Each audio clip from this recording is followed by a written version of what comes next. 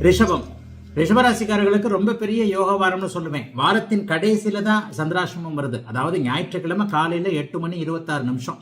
இந்த திங்கக்கிழமை ஆரம்பிக்கிறதுல திங்கள், செவ்வாய், புதன், சனிக்கிழமை வரைக்கும் அப்படின்லாம் ஒன்றும் பெரிய கஷ்ட நஷ்டங்கள் கண்டிப்பாக இருக்காது. இன்னொன்று பார்த்தீங்கன்னா 3 சுபர்களும் சுக்கிரன், சனி, புதன் 3 சுபர்களுமே இப்போது இந்த வாரத்தில் ரொம்ப நல்லாவே இருக்கிறாங்க. என்ன 2ஆம் இடத்திற்கு செவ்வாய் மாறுகிறார். கொஞ்சம் கோபதாபங்களை கொஞ்சம் குறைத்துக் கொள்ள வேண்டும். சந்திராஷ்டம அமைப்புகள் வாரத்தின் இறுதியில் தான் நடக்குது.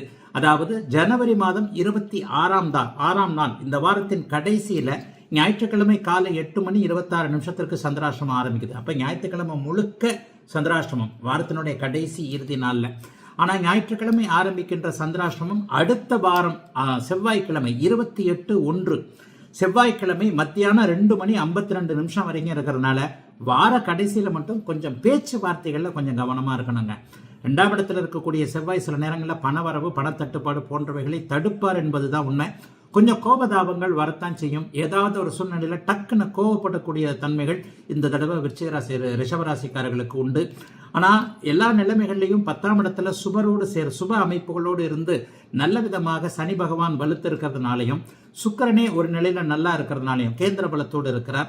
ராசியிலேயே குரு வலுத்து இருக்கிறனாலையும் பெரிய கஷ்ட நஷ்டங்கள் எதுவும் நடந்துடாதுங்க. வார கடைசியில் இருக்கின்ற ஞாயிற்றுக்கிழமை, திங்கக்கிழமை, செவ்வாய்க்கிழமை அந்த 3 நாளில் மட்டும், அடுத்த வாரம் தான், இந்த வாரம் கூட கிடையாது. வாரத்தின் இறுதியில் ஞாயிற்றுக்கிழமையில சந்திராஷ்டமன்றதை ஞாபகம் வச்சுக்கோங்க. சந்திராஷ்டமம் என்ன செய்யும், கொஞ்சம் ஒரு மாதிரி வார்த்தை வித்தியாசத்தில் ஏதாவது சண்டை சச்சரவுகளை மட்டும் இழுத்து விடும். கொஞ்சம் எரிச்சலான மனநிலைமையில வார கடைசியில் இருப்பீங்க. ஆனால் வாரத்தின் முதல் 6 நாட்களில் பெரிய குறைகள் எதுவும் இல்லாமல் சீராக செல்லக்கூடிய, பணவரவுகள் வரக்கூடிய, எதிலும் ஒரு நிறைவுகள் இருக்கக்கூடிய நல்ல வாரமாக தாங்க அமைஞ்சிருக்கு அனைத்து ரிஷபராசிக்காரர்களுக்கும் இந்த வாரம்.